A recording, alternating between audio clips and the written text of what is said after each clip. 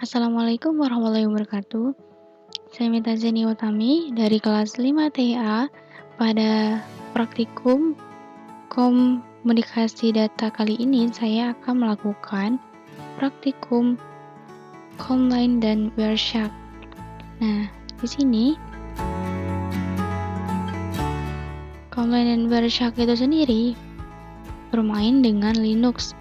Nah, Linux itu sendiri yaitu adalah salah satu sistem operasi varian Unix yang merupakan salah satu saing terberat Microsoft Windows. Nah, Linux ini merupakan sistem operasi yang open source di bawah lisensi GNU atau GNU is not Unix. General Public License GPL, sedangkan gratis dan kita bisa memperoleh score kodenya. Nah, ini ada beberapa pengembang distribusi Linux yang terkenal adalah Minecraft dengan Mandrake dan Mantribe, Rehab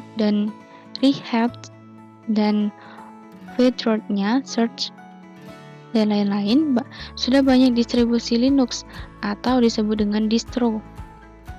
Nah, distro ini disebut distro Linux Live CD. Nah, ada beberapa contoh dari distro Live CD adalah Config atau varian dari Debian, Mandrake, Mauve, dan Ubuntu. Kemudian, Linux itu sendiri yaitu pertama kali dibuat oleh Linux Torvald di University Helsinki atau Finlandia. Nah, kemudian Linux ini dikembangkan lagi dengan bantuan dari banyak program dan hacker Unix di seluruh dunia.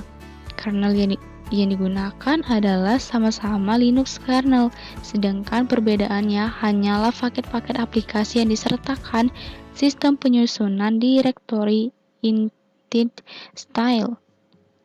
Nah, Linux ini dulunya adalah proyek hobi yang dikerjakan oleh Linux Torvald yang memperoleh inspirasi dari Minix.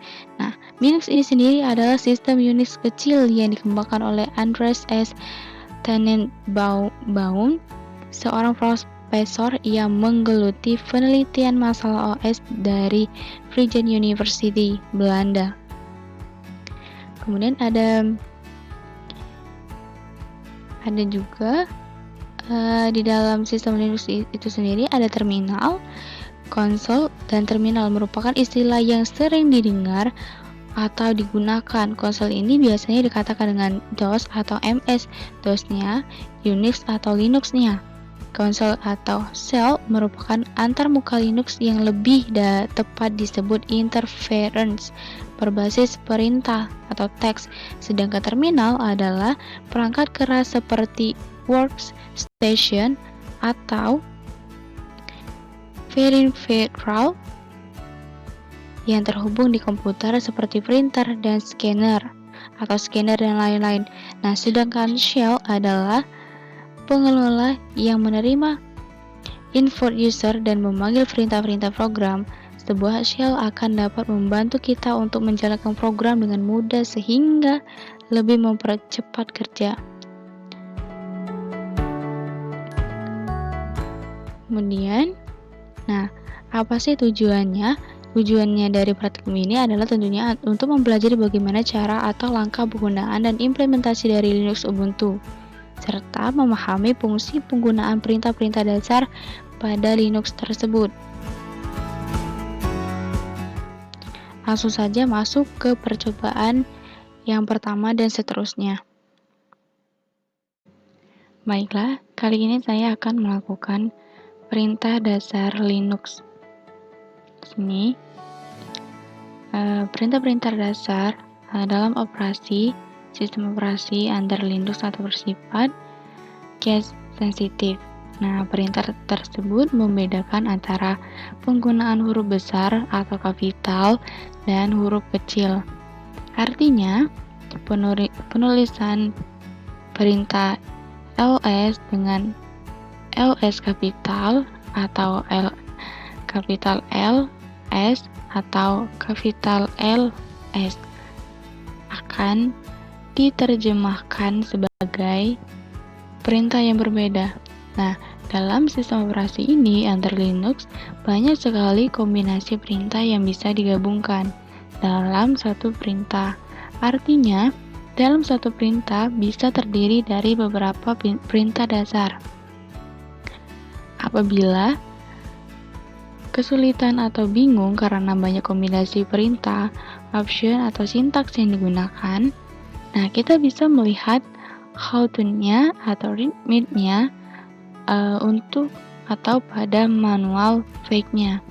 Nah, seperti perintah dasar Linux yang kali ini yaitu ada ls cd mkdir mkdir main cv clear of Apropos host name, unnamed host, how I am, dan lain-lain. Baiklah, di sini yaitu perintah dasar Linux. Nah, Linux itu sendiri yaitu merupakan sistem operasi yang mempunyai fleksibilitas yang tinggi. Jika kita lebih familiar dengan menggunakan GUI atau biasa disebut dengan tampilan desktop, maka Linux mempunyai tampilan yang lebih menarik. Namun jika kita menghendaki penggunaan tampilan konsol teks, maka Linux pun menyediakan. Nah, khusus untuk user yang selalu menggunakan konsol pada Linux, harus menghafal beberapa perintah untuk konsol Linux. Nah, di sini ada beberapa perintah Linux yang kita akan lakukan pada sistem operasi Linux VirtualBox pada Ubuntu. Sebelumnya kita buka dulu VirtualBox Ubuntu-nya. Di sini saya sudah membukanya. Tinggal saya masukin passwordnya. Ingat ya, password ini jangan sampai lupa, harus diingat. Kita masuk, kita tunggu beberapa saat sampai sistem operasi Linux Ubuntu-nya terbuka.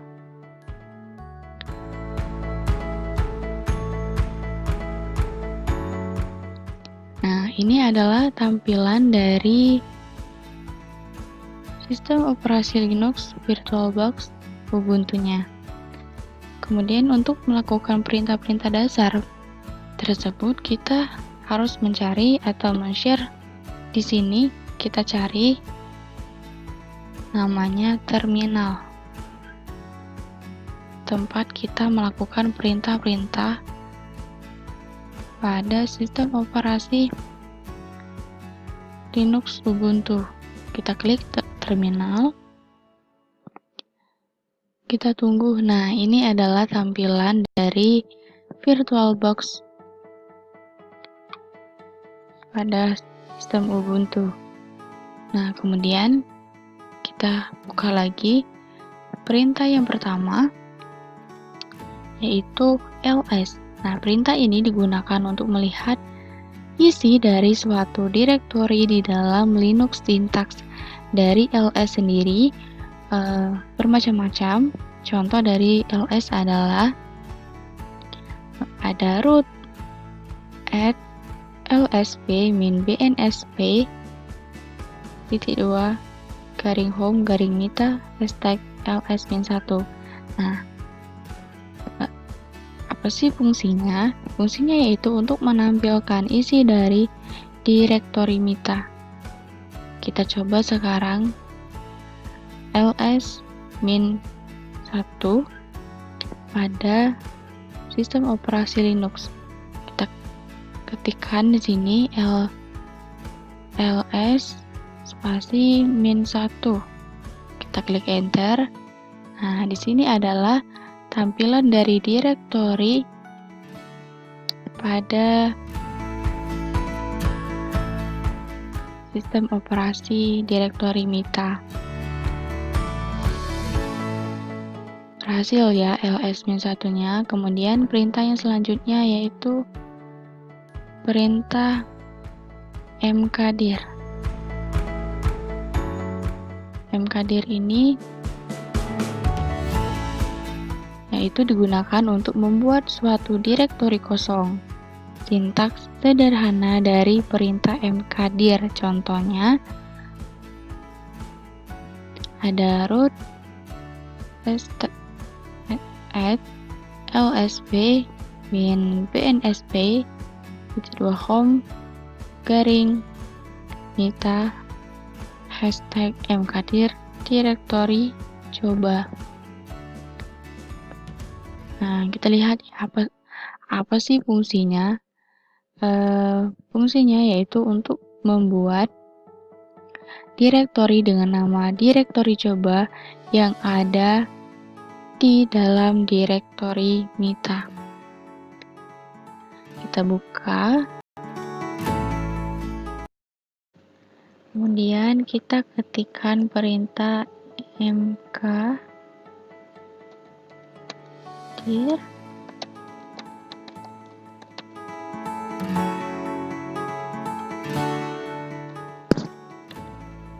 Kita ketikkan perintah mkdir spasi nama folder. Di sini saya kasih nama foldernya mita 01. Enter. Nah, untuk melihat isi di dalam foldernya, kita ketikkan lagi perintah ls spasi -1. Nah, di sini sudah tampil, ini adalah folder dari mkdir spasi mita 01. Kemudian perintah yang selanjutnya yaitu perintah cp. Nah, yaitu perintah ini digunakan untuk mengcopy suatu file atau direktori. Sintaks sederhana dari perintah cv adalah ini contohnya. Kemudian apa sih fungsinya? Nah, fungsinya itu sendiri yaitu untuk mengcopy file index HTML yang ada pada direktori home mita ke direktori var www dengan nama index.htm. Kemudian ada juga perintah cd spasi titik-titik. Nah, perintah ini digunakan untuk berpindah direktori. Apabila perintah ini dijalankan tanpa ada sintaks lain di belakangnya, akan mengarahkan ke direktori home user dengan yang sedang login. Contohnya dari sintaks perintah cd adalah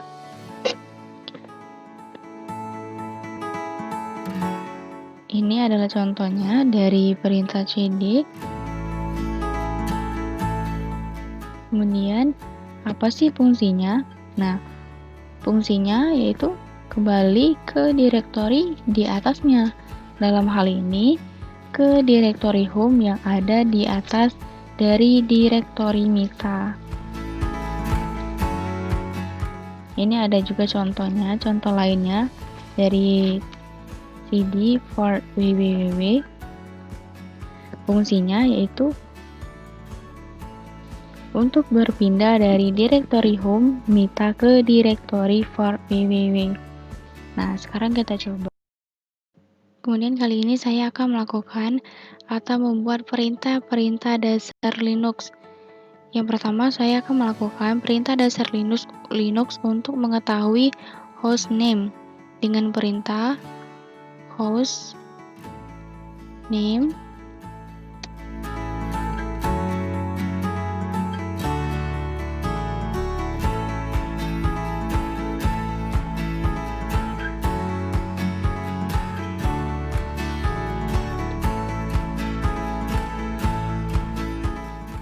melakukan perintah dasar Linux dengan perintah untuk mengetahui hostname kita dengan perintah hostname. Kemudian klik enter. Nah, di sini hostname-nya yaitu Mita VirtualBox. Kemudian perintah yang selanjutnya saya mengetahui siapa kita sebenarnya dengan perintah who am I. Kita klik enter. Nah, di sini siapa kita sebenarnya yaitu adalah Mita. Kemudian perintah yang selanjutnya mengetahui di mana kita sekarang atau keberadaan kita sekarang dengan perintah pwd enter. Nah, kita sekarang berada pada home Mita atau rumah Mita. Kemudian perintah yang selanjutnya yaitu membuat direktori dengan perintah mkdir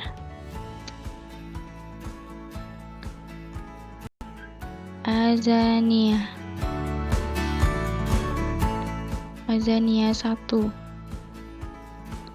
Kemudian untuk melihat isi di dalam direktori tersebut, kita mengetikkan perintah ls enter. Nah, ini di dalam direktori Azania 1. Kemudian untuk membuat atau file tersebut, file pada folder-folder yang sudah kita buat, bisa kita pindahkan atau bisa kita membuat file tersebut kita pindahkan ke folder-folder yang sudah kita buat sebelumnya dengan perintah touch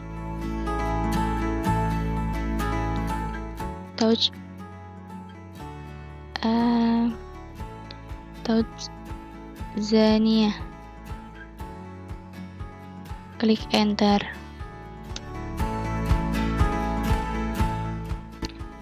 Kemudian kita juga bisa masuk ke dalam folder dengan cara cd spasi nama folder. Di sini sudah kita buat nama foldernya Azania 1. Kita klik enter. Nah, untuk melihatnya kita menggunakan perintah ls spasi min1. Kita klik enter.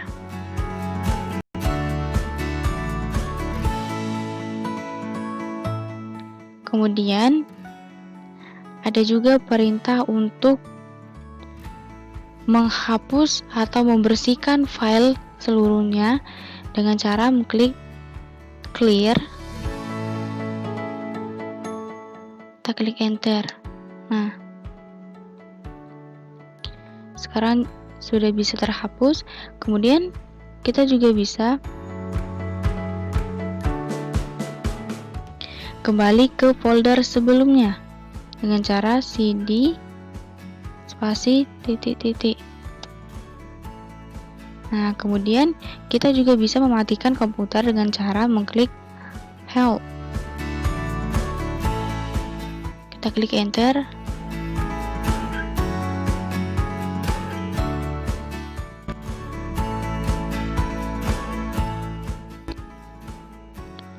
Kemudian itulah perintah-perintah dasar Linux. Ada banyak lagi perintah-perintah dasar Linux yang banyak untuk dipelajari.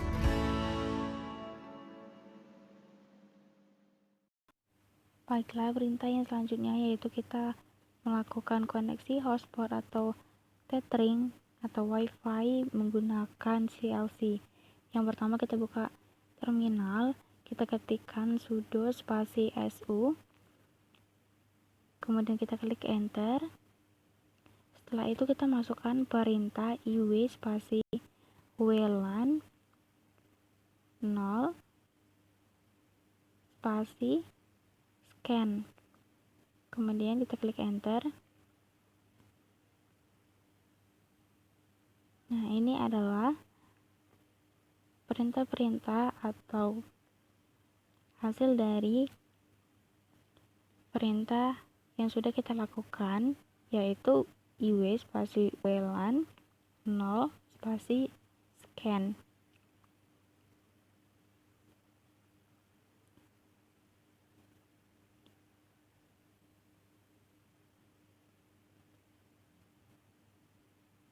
Perintahnya cukup panjang.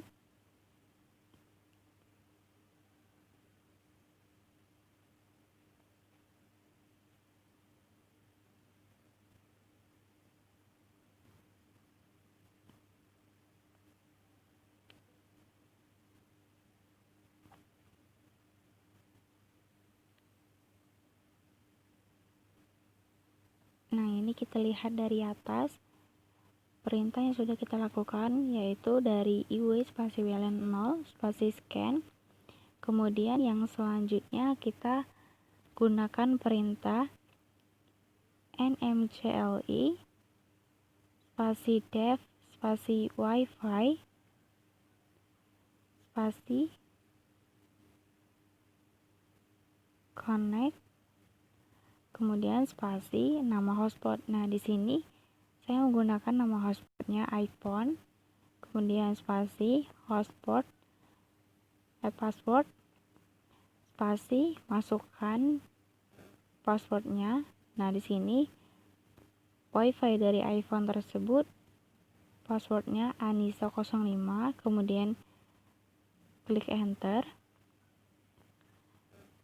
tunggu sampai terkoneksi. Nah, di sini sudah terkoneksi, sukses aktifnya. Kemudian untuk mengeceknya kita ketikkan perintah ping spasi google.com, kemudian kita klik enter. Nah, di sini perintah dari ping spasi google.com bahwasannya sudah terkoneksi oleh jaringan WLAN dengan hitungan milisecond per detik.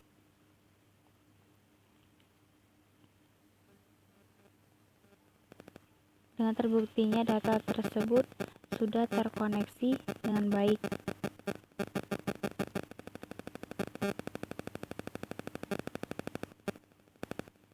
Dengan hitungan milimeter per second, jaringan WLAN tersebut terkoneksi dengan baik. Nah, untuk memberhentikan koneksi tersebut, kita klik tombol Ctrl Z, otomatis data tersebut di-stopkan. Nah, kita ganti data tersebut menggunakan mengeceknya atau menggunakannya menggunakan browser. Nah, di sini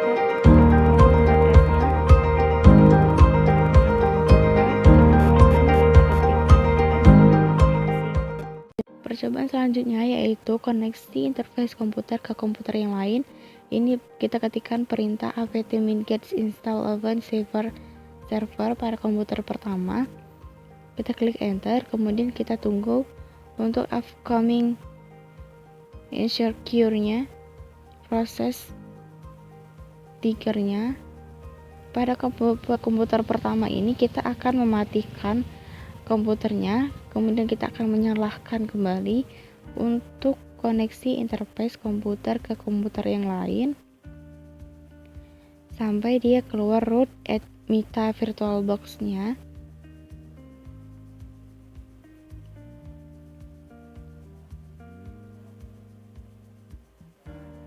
Kemudian kita akan ikuti perintah selanjutnya.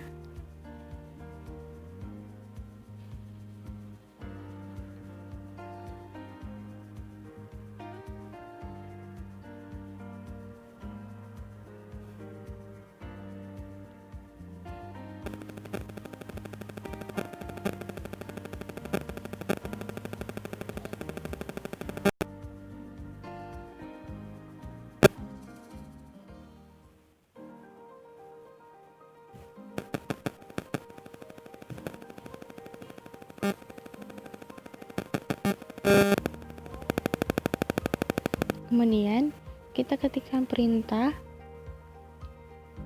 sistem enable SSH, kita klik enter hingga dia menginstal. Kemudian dia akan sistem startnya terkoneksi. Kemudian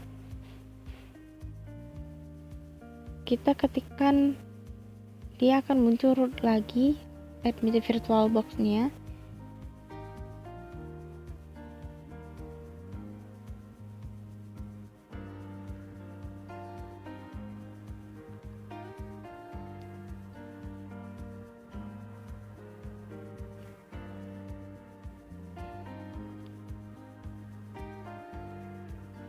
Dan nanti pada komputer pertama ini kita akan mematikannya. Kemudian kita akan nyalakan kembali.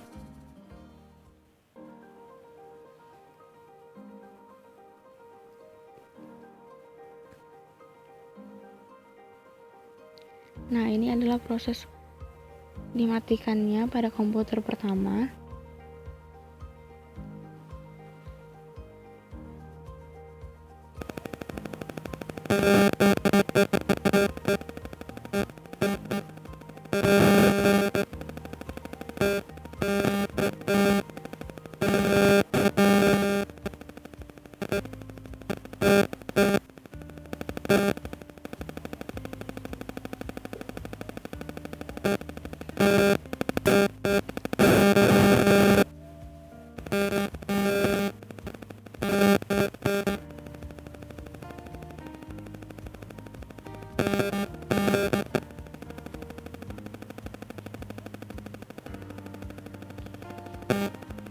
Proses dimatikannya dan dinyalakannya kembali pada komputer pada Linux itu tergantung pada kecepatan Linux pada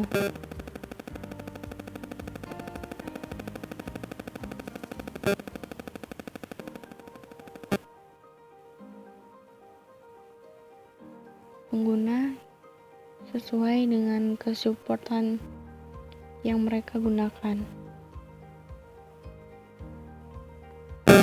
Kita masukin passwordnya kembali. Untuk ini adalah tampilan pada komputer 2. Nah, kita ketikkan perintah lvconfig. Nah, kemudian kita klik enter. Nah, ini adalah alamat lainnya untuk data dari pada komputer 2 untuk menghubungkan ke komputer 1.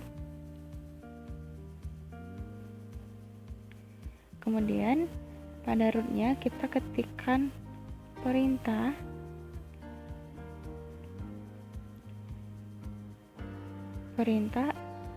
service spasi SSH spasi status. Kemudian kita klik enter. Kemudian yang selanjutnya service SS status. Nah, maka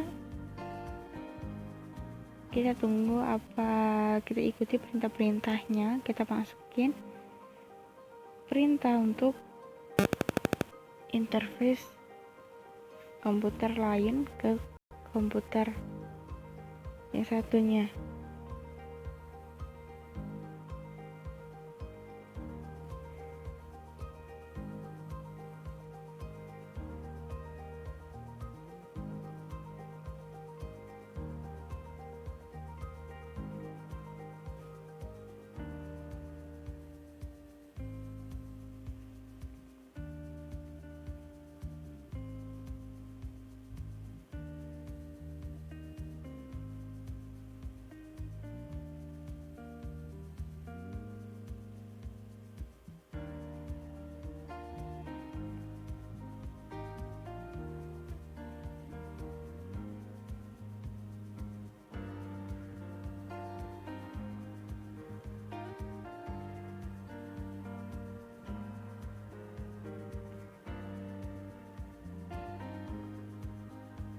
prosesnya cukup lama untuk mengkoneksikan interface komputer lain ke komputer yang selanjutnya. Nah, kemudian setelah itu kita ketikkan perintah SSH, pasti kita masukin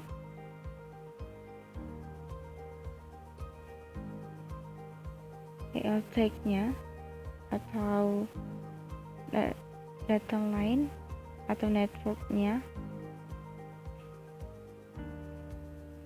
172.20.10.4. Kemudian kita ikuti perintahnya, kita masukin, kemudian kita masukin juga sudoku pada kondisi komputer 1.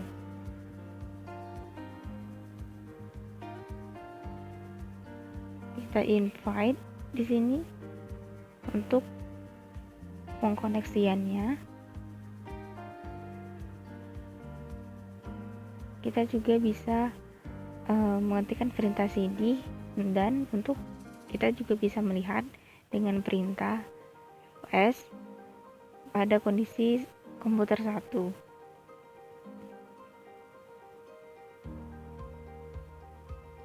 Kemudian pada komputer 2 kita mengecek config-nya atau kodenya untuk data pada komputer 1.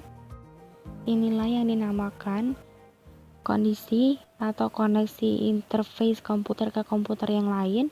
Nah, interface itu sendiri yaitu tampilan visual sebuah produk yang menjembatani sistem dengan pengguna user. Nah, tampilan UI dapat berupa bentuk, warna, dan tulisan yang didesain semenarik mungkin. Baiklah, pada percobaan selanjutnya yaitu menginstalasi Wireshark dengan menggunakan CLI. Nah, Wireshark itu sendiri merupakan salah satu dari sekian banyak tool network analyzer yang banyak digunakan oleh network administrator untuk menganalisa kinerja jaringannya, termasuk protokol di dalamnya. Nah, Wireshark itu sendiri mampu menangkap paket data atau informasi yang berseliweran dalam jaringan. Nah, karena jaringan tool ini juga dapat dipakai untuk sniffing, memperoleh informasi penting, password email atau account lain. Nah, dengan menggunakan paket-paket yang berseliweran di dalam jaringan dan menganalisanya. Nah, Wireshark itu sendiri dipakai oleh network analyzer untuk menganalisa kinerja jaringannya. Wireshark itu mampu menangkap paket-paket data atau informasi yang berjalan dalam jaringan yang terlihat, dan semua jenis informasi ini dapat dengan mudah dianalisa, yaitu dengan memakai sniffing. Dengan sniffing diperoleh informasi penting seperti password, email, account lain. Nah, Wireshark ini merupakan software untuk melakukan analisa lalu lintas jaringan komputer yang memiliki fungsi-fungsi yang amat berguna bagi profesional jaringan, administrator jaringan, peneliti, hingga pengembangan piranti lunak jaringannya. Nah, bagaimana caranya untuk penginstalasian Wireshark dengan menggunakan CLC itu sendiri? Nah, di sini kita menggunakan VirtualBox. Kita buka VirtualBox di sini. Nah, di sini dengan caranya kita bisa mengklik di sini share dengan terminal, bisa juga kita klik kanan pada komputernya atau PC-nya, kemudian open terminal. Nah, setelah itu kita ketikkan perintah sudo spasi su, kemudian klik enter. Nah, kemudian kita masukkan password dari VirtualBox yang sudah kita install sebelumnya. Selanjutnya, kita menginstal Wireshark dengan menggunakan VLI. Kita buka terminal, kita ketikkan perintah sudo /su, kemudian kita masukin passwordnya ke semua, kemudian kita klik enter. Setelah itu kita ketikkan perintah apt winget update.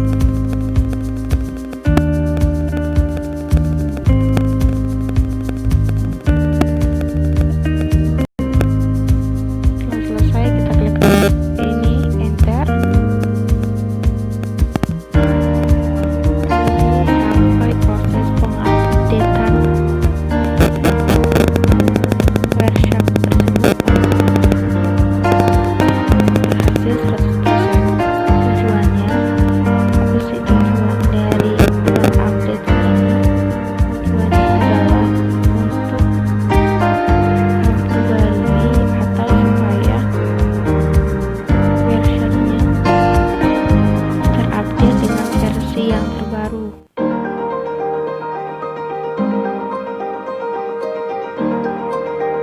Kita tunggu sampai prosesnya menjadi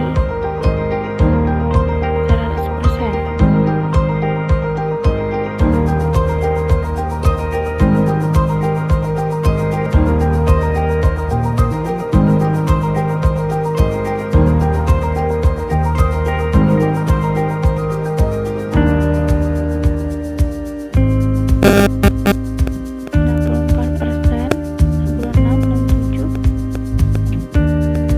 Proses pengupdatean ini lumayan cukup lama.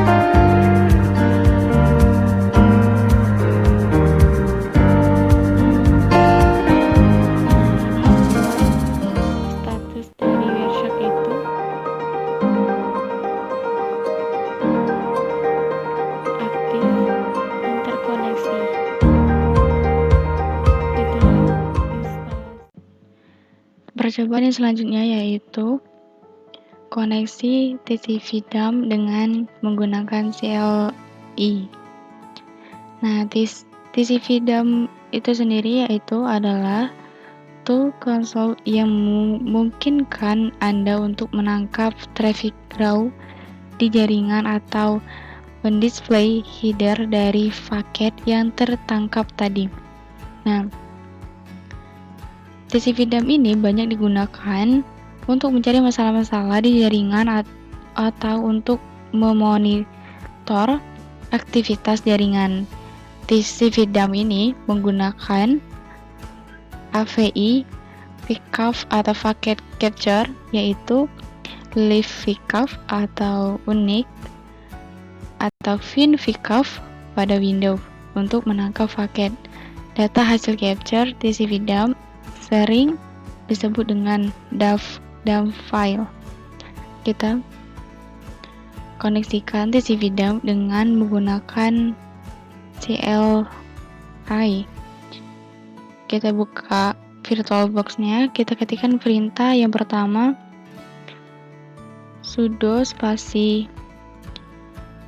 su, kemudian kita klik enter, kita masukkan password. Setelah itu kita klik enter lagi, kemudian kita ketikkan perintah avt minget spasi install TCV dump, kemudian setelah itu kita klik enter, kita tunggu sampai 0% ini menjadi 100%. Kita tunggu prosesnya. Nah, kemudian setelah ini kita ketikkan perintah TCV dump, kemudian kita klik enter. Setelah kita klik enter, maka dia akan keluar tampilan seperti ini. Nah, kemudian kita buka browser.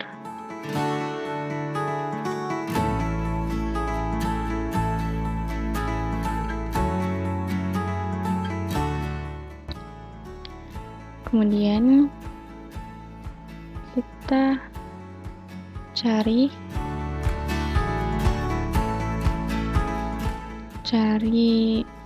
terserah, ini keinginan saya, ketik keywordnya pengertian Linux.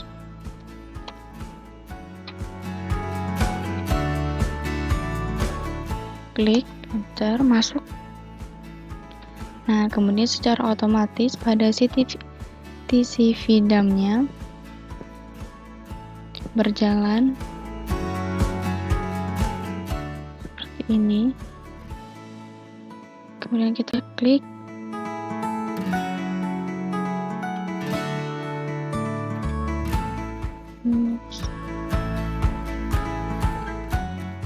secara otomatis maka TCV dump-nya bekerja dengan baik.